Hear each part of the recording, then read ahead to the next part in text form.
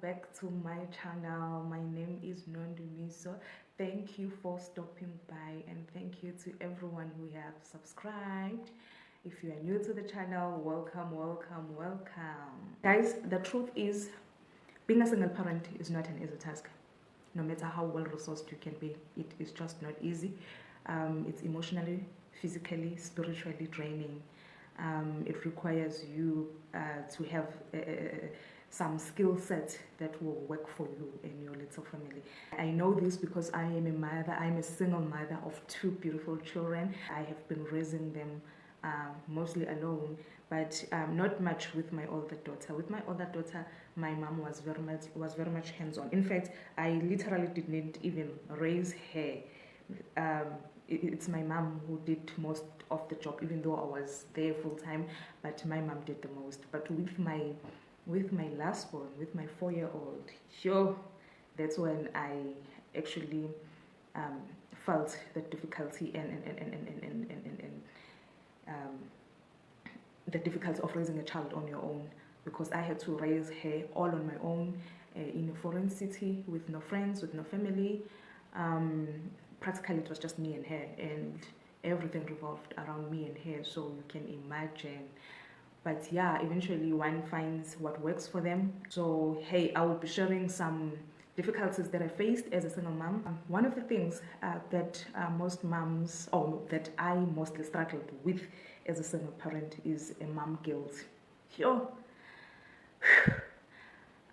This one nearly sent me to hospital. I mean, I was in a foreign city, 4-hour drive from home. My older daughter was with my mom at home, and I was with my younger daughter from when she was an infant. And I did this. I stayed with her for almost for 3 full years, all on our own. And then only recently that I came back, I moved back to my hometown to be closer with my family. So now, even though I'm still staying with both of my daughters and alone, it's just the 3 of us, but we are closer from home. Sometimes when I feel overwhelmed, I could easily send them home. My older daughter, for some reasons I can't share here, she had to stay with my mom. Although I knew it was a good thing to do, and I knew she was in good hands, I knew she was well taken care of. I will visit often, and she also visited often. But I cannot lie to you guys and say I did not feel guilty each and every day. I will feel guilty. I will feel as if my daughter will grow up like thinking I don't love her enough. I have neglected her, and all of that. But whenever that mom guilt kicks in, I will then remind myself of the reasons why is she not staying with me, and I will then feel better. And the fact that she used to come, and we spoke every day, almost every day, and she came to visit. The guilt will kick in a sense that I will feel that maybe I'm not doing this parenting the right way. Maybe, I will feel scared about a whole lot of things. The most thing that I'm scared of, and that I've always been scared of with my kids, is to raise them, is to create trauma for them while I'm raising them. I will not want them in future to have childhood traumas that were caused by me.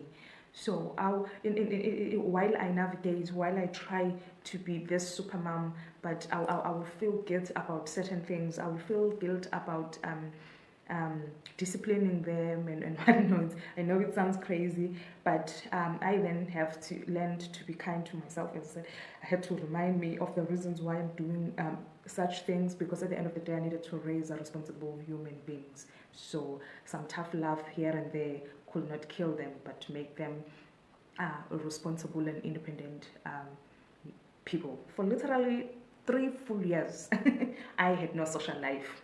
Social life? Nah. Didn't know what's I mean, I was in a place, as I said, I was in a place where I had no choice but to take care of my child, and that was my full-time job, like 24/7, from when she was an infant right up to when she was 3 years old. all I could think about is her well-being. It was hectic, and I didn't even notice that I had no social life until I think um, she was only 2 years or 1.5. That's when I had this small business that I was running from home, and I could finally afford to have an assistant, who was only coming to assist me, and then I will schedule my days, and once a week I will make it a point that I go out, either to town all by myself, so that I can just have some quiet time without Hlelo, and um, find myself, even though it wasn't enough. I mean, 1 to 2 hours once a week, it was never going to be enough. And mind you, it was just this 1 hour, and after that I'm going back to my life. But it helped a lot. And also in terms of socializing, I was in a place where I knew no one, so obviously I wasn't going to socialize. It wasn't easy for me to go out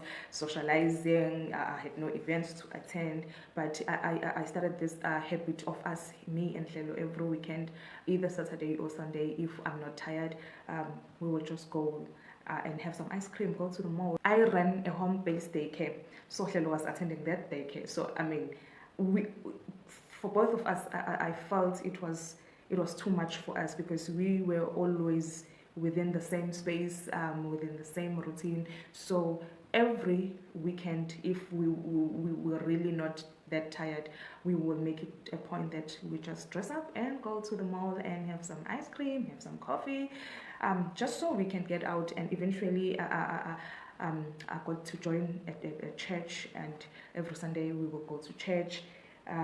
But that what worked for me at that particular time in terms of social life. Other than that, I had no other social life, nada. Like, I only went last year to an event, and I was telling the person whom I was going with, yay, when last I was in a such setup, and they were like, hey, for 3 years, and I was like, yep, and I wasn't even noticing that I haven't been like out. And one other thing I struggled with is the feeling of anxiety. I mean, I was always tired, I was always overwhelmed, I was uneasy, I wasn't taking care of myself for the longest time, and I just hated the way I looked and whatnot. I just put my daughter's needs more than my needs. Like, I wasn't even thinking about myself. I wasn't even checking up on myself to see how am I feeling. So I was always tired, and unfriendly even to people. So I realized that what I was doing was not okay. And I remember at that time I wasn't even active on social media. Like, I just buried myself into this motherhood thing, and I thought I was doing the best by doing that. But honestly speaking, I wasn't. I was doing more harm to me than more than anything. So I then picked up, because I eventually got sick, headache. I was all every now and again I would go see a doctor, and then I had to change my thinking. I had to change how I do things. I started being unapologetic about having a child, and not having things done properly, or the way people perceive them to be.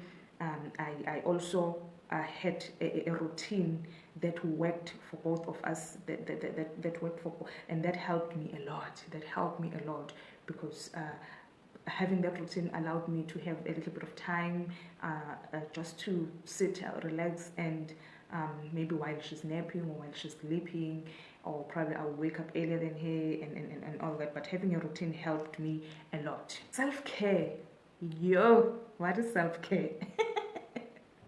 What is self-care? Yay, I struggled with that. I mean, when I talk about self-care, I'm talking about just the simple things. Even though I was a single parent, but there was a lot of chaos that was happening in my life. So it added to the stress. I was always feeling stressed, and having some me time, having to take care of myself was the last thing on my mind. It is very, very, very, very important. It is significant in a mom, if you are a mom, to take care of yourself so that you can be able to take care. You cannot give from an empty cup, right? You just cannot give from an empty cup. So what works for me, 7 p.m. Shelo goes to bed. No discussions, none, nada. She knows. When it's time for her to go to bed, like, she must go to bed. So she must go to bed so that I can clean up and I can have my long hot bath. I do this, Sham. I do this. I will take even an hour, play music in the bathroom and just run myself a hot bubble bath, or just bath and shake, or read a book and just wind off. Spend another 30 minutes planning for the next day. What also helped me in terms of self-care is the preparation. I will prepare for the week, so that I will even now I prepare for the week. I mean, I'm talking about clothes. I will prepare her clothes for the week. On every Sundays, maybe over the weekend we do our washing, and we do and then I will prepare all the clothes, and so I won't get to do any washing in the middle of the week. I don't get to maybe I cook once or twice, because I do my meal preparations on Sunday. Maybe prepare food that is enough for us, for all three of us, maybe for like 3 days. And just to share some tips and some things that I've learned on this single motherhood journey. For me, I've mentioned others, but I became wiser at budgeting, like now I can budget. I learned to do my meal preparation, something which I've never thought I would do before, and I just didn't even know how to go about. Waking up early, game changer. Waking up early. By the time they wake up, even if it's an hour before they wake up, you will just be ready for them, and you tackle the day as it comes. Put them to bed early so that you can have some time before you go to bed. But try by all means to have your me time. During the day, keep it flexible. If your child is still young. I'm still very much a single parent. I only take my child to my mom for a couple of days when I really when I need to do things, and when I really feel overwhelmed, so that I can just have some time. I learned to fully depend on myself and to multitask. I learned to be easy on myself. What also worked for me is I did not allow people to dictate how I should raise my kids. Each to their own, please, each to their own. What works for you might not work for me. As long as my kids are happy and I am happy, then all is well. It is doable, guys. You just need to make that decision and accept the life that you just need to accept your current life and embrace it. Not just accept it, but embrace it as it is. And it is a lovely journey, having to witness your kids grow in front of you. It's very fulfilling. Every once in a while, when I find time, I will do this kind of videos just to encourage you guys and to give some inspiration. We are in this together, and don't forget to give yourself, guys, a pat on the back. You are doing great. If you are a single parent, you are doing great. Don't let abantu bakutshele otherwise. You are doing great. There is no easy way, and there is no formula for this. So it comes natural, and what works for you, you must just run with it and be easy on yourself. Try to balance things out. That's it for me for today, you guys. Thank you so much for tuning in. Hope you enjoyed this video. Please don't forget to leave a comment down below, like and share these videos, subscribe if you have not subscribed yet. See you on the next one.